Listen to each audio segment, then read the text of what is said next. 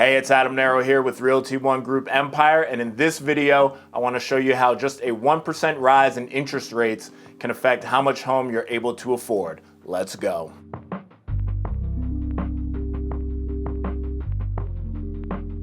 All right, so as we all know, recently interest rates have begun to rise. So in this video, I want to talk about the 1% equals 10% rule. And essentially what that rule means is for every 1% interest rates rise, you're able to qualify for 10% less.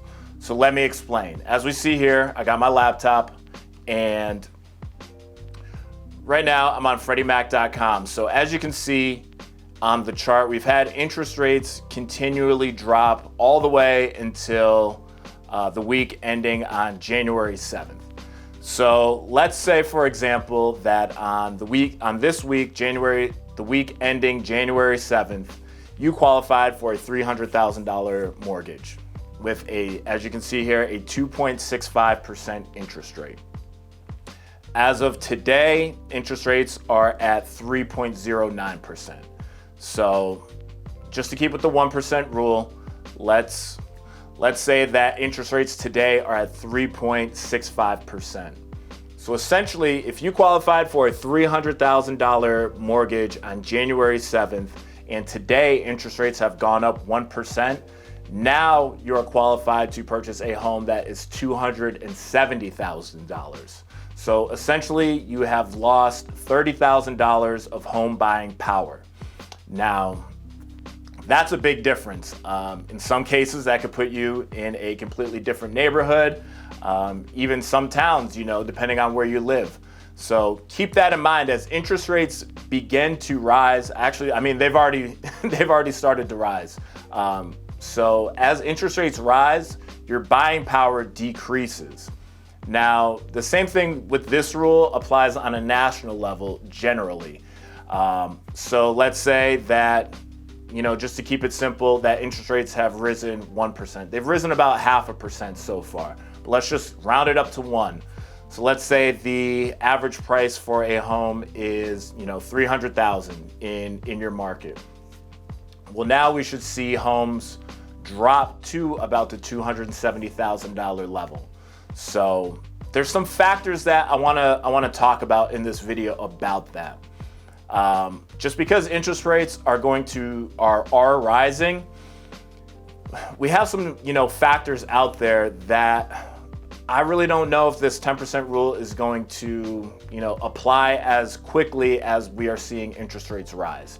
So one thing to keep in mind is that at least in my area, and I know it's pretty much nationwide, we have no inventory of homes available to purchase. So in my area, in the Victor Valley area, we have 411 homes available on the market as of today, which is, absolutely, that's insane. So even if interest rates do rise, as far as inventory, if we don't see inventory, it's still basic economics of where it's supply and demand. If we don't have more supply and demand stays high, then I really don't see home prices coming down. Now, another instance is the buyers that are going to be able to buy. Let's say, the interest rate does rise 1%. Well, now they're qualified for less, but in today's market, you actually, you need money for closing costs. You need money for your down payment, the appraisal, the home inspection. So even if the interest rates do rise and you have enough money on the side, it might not even be a factor to you. So this could be a case where the more qualified you are, the more cash you have, in reserves, that can be more beneficial to you to where you're actually still able to purchase a home, even if interest rates do rise and we don't see an increase in inventory. So, the more qualified you are to buy, the better. And I know there's a lot of people on the fence right now that are, waiting for home prices to come down. Look, I get it. It's, it's highly competitive right now to buy a home. And my advice that I've been telling everyone, if you do plan on waiting, there's two things you can work on. One, that's increasing your credit score So whenever, interest rates do continue to rise and home prices come down, at least with a higher credit score, you're able to get the best interest rate possible. And also, I tell them to save as much cash as possible, because if we don't see an increase in inventory, you're gonna have to bring cash to the table. That's just the reality of the situation now. If you don't like it, those are the cards we're dealt right now. So if you're not gonna buy right now, get that credit score as high as possible and save as much cash as possible. Now, another determining factor is with the low inventory, we've also seen a massive increase in the price in lumber, which obviously you need wood to build a home. So, if lumber prices don't come down, that's another factor that is going to, keep home prices higher. So we could be in a situation where interest rates rise, supply stays low, and also the cost of building a new home continues to rise. So we could be in a situation in the future where, you're gonna have to be well qualified just to get a mortgage. That's just, the outcome of the whole 2008 mortgage crisis. You're also gonna need, cash on the sidelines to offer over the asking price, just because we have such low inventory.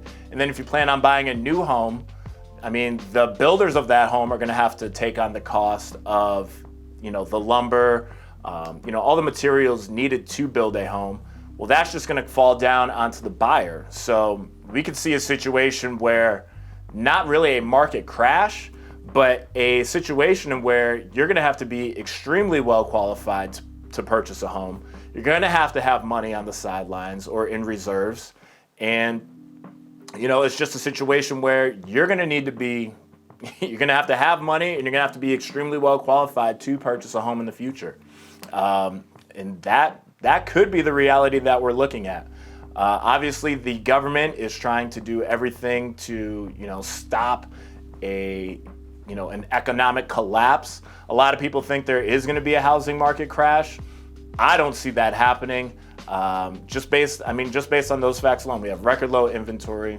Yes, interest rates are beginning to rise, but there's such low supply and such high demand that, I don't see it. If it does happen, then, it does. But, with just those factors alone, and then the cost to build new housing, we might be in a situation where there just isn't enough inventory for everyone, and you're just going to be in a bidding war. That's already where we're at now, and that can continue until, we see a change in either lumber prices dropping, more supply hitting the market, and I don't know if interest rates are going to go any lower than, what we've seen.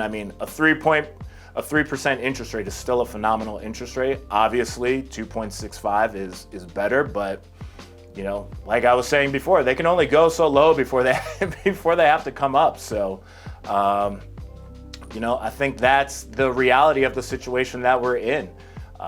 You just might have to be, extremely well qualified to purchase a home. First-time home buyer programs could be tough. I don't know. We're gonna have to see what the future holds.